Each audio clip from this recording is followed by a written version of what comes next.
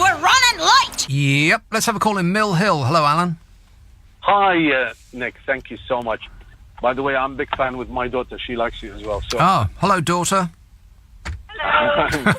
Nick, I have actually called to, I'm just amazed with the hypocrisy here of them moving in. I mean, them is the West, with this supposed chemical attack, which I believe, I'm not alone in seeing this is just like a charade, really, because the jihadis have done it, and they know how to move in the West. No, I don't know. No, wait a minute. Well, the jihadis have done it. It's what it?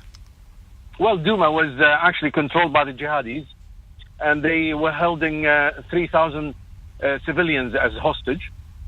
And this is all the signs of it. They kind of know how to work things up. So if it's a pre-planned thing, I don't know. But let's put that on the side, and let's say not think of it as a conspiracy. But I have my doubt. So they moved in once the chemical weapons were supposedly was used. Now, why didn't they do that when Kurds were gassed in 1988 in Halabja, and when the Iraqi army actually used it against even the Iranians? Now, that was really funny because that time, I don't know if where you were, Nick. I don't know if it was LBC. Well, it wasn't me. I have an alibi. I had nothing to do with it. No, indeed. What I meant, I don't think there was an LBC at the time. That's what I meant. No, there was an LBC at the time. Yeah, yeah. We've been going for ages. And believe it, Nick. This is not me saying. Please search it. Second day, 2 days after the chemical bombardment of Kurdish town, Margaret Thatcher at the time sent the largest trading delegation to Baghdad. Would you believe it? Well, I would believe it. However, we seem to be stuck in this idea that if we have done bad things in the past, then we cannot do good things in the future. Well, what is good thing, Nick? This is such a good start for to discuss just the following point. If someone helps or aids or abets terrorism, is accomplice to terrorism. Is that correct? Go on. It is, isn't it? Go on. It is. Well, it is. This is the law. All right. So, Britain has approved the terrorist war that Turkey waged against Kurds in Afrin. Again, now, tell me. Well, okay. Again, if you want to find a country that is free of corruption and is free of oh God, what's the word? Damn, I've got through almost the entire show without of morality. Yeah, okay. If we've done things that, if you want to find a country that is free of questionable morality, historically speaking, then you're fresh out of luck, Alan, because no such place exists. But that doesn't mean to say that they can't, the countries can't try to do a positive thing in the future, just because they've been lacking in that in the past in some instances. I agree, but what we're talking about is not the past. It was like a month ago.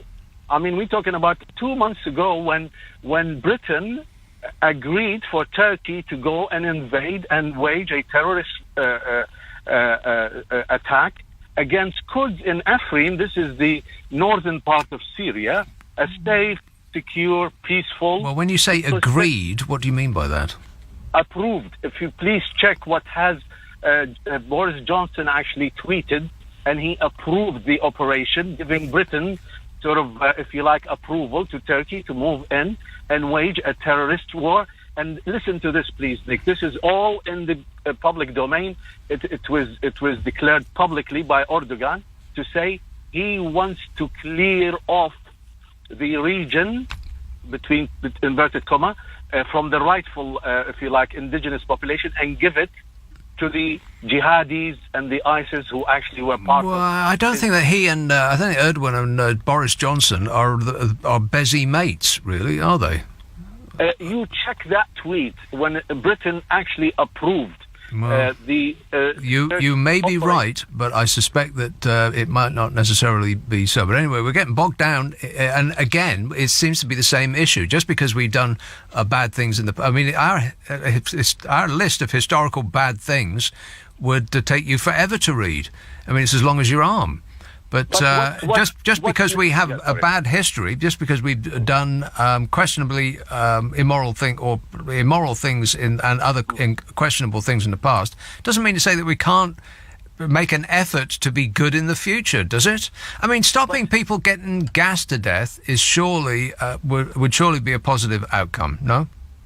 I would definitely agree with you, like millions of percent, on that one. But why is that conscience of the person who's doing this decision was not moved when actually they approved the ethnic cleansing of Kurds, the very Kurds who helped again, we're getting bogged down in the same question. I completely agree with you. Our ethical foreign policy is mired in ordure, to put it mildly.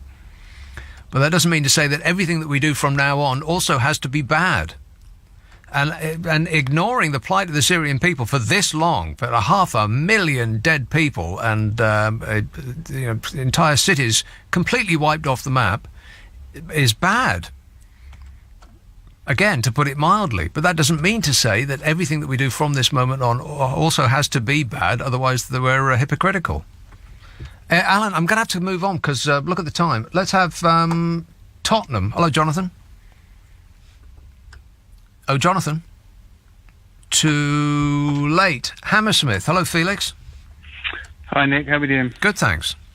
Good. I mean, first of all, I'd just like to say I've been impressed by the quality of your callers, and there's some very interesting points of view being put forward, and it's almost better this time of night than it is in the day. People get shut down very fast, and you're very tolerant, and you're willing to have an open conversation, and I commend you for that. I mean, I'm not going to say anything that I don't think other people necessarily haven't said. I think the thing that I wanted to raise was I don't necessarily believe that it's an Assad has committed a chemical weapons attack, mainly for the reason that he'd won the war in Douma. I don't think it serves him any interest whatsoever, having defeated the Islamists. The Russians have been the Russians have helped him effectively, but they've been bussing them out of there by the busload into safe havens. They've got tunnels underneath there which have been dug, which they've been hiding out in for months and months and months, which they've finally kind of broken through, and they've won that war. So at the end of that extremely important strategic battle, to then have a chemical weapons attack that's going to kill civilians is just nonsense. He just wouldn't do it. He doesn't need to do it. There's absolutely no necessity whatsoever. The Russians wouldn't I don't think would have said, yeah, go for it. It just doesn't make any sense. But that isn't my main point, because I know that point's been made, and I'm sure you have an argument for that. But what I really wanted to talk about was the role that the West has played in this war. They've essentially originally started with the premise of regime change, and in order to achieve that, they don't go in themselves. They've actually supported what we in the Western media call rebels, but if, for want of a better word, are Islamist proxy armies. And the British have, and I know you don't like talking about the historic past, but the British foreign policy, which is a clandestine piece of foreign policy going back well over half a century, has been to support Islamic terrorist groups in order to undermine and destabilize the region, especially Arab nationalism. This goes back to the 50s and before then. So nothing has changed. And Libya is the most wonderful example of how the model is supposed to work. The Islamist rebels could not defeat Gaddafi. NATO drops some bombs. The next thing you know, Gaddafi falls, and Libya turns into an absolute disaster zone of a state with no real governance, and it's a hell zone, which nobody's talking about really anymore, but I can assure you is a disaster. Then the Islamist terrorist armies moved into Syria, with the idea being that it was going to be exactly the same process. And unfortunately, Russia, for the West, that is, Russia stepped in and said enough's enough. Iran have stepped in and said enough's enough. We're not having this on. You know what, Felix? I'm sorry, but I'm going to have to say enough's enough, because I've come to the end of my programme. It was all it was an interesting point of view, but I'm fresh out of time. Who knows what might happen between now and next Friday at 10 o'clock. Holy moly, anything is possible at this point, eh? But whatever it is, then we'll chew it up and we'll spit it out then. Who's with me? You can take us here, there, and everywhere, baby, by sticking our app up your phone, and whether you've got iPhone or Android or any other maker phone, as a matter of fact. If you stick around, Steve Allen will set you straight at 5 o'clock. But right now, here's Matt Stadlin. Nick, thank you very much.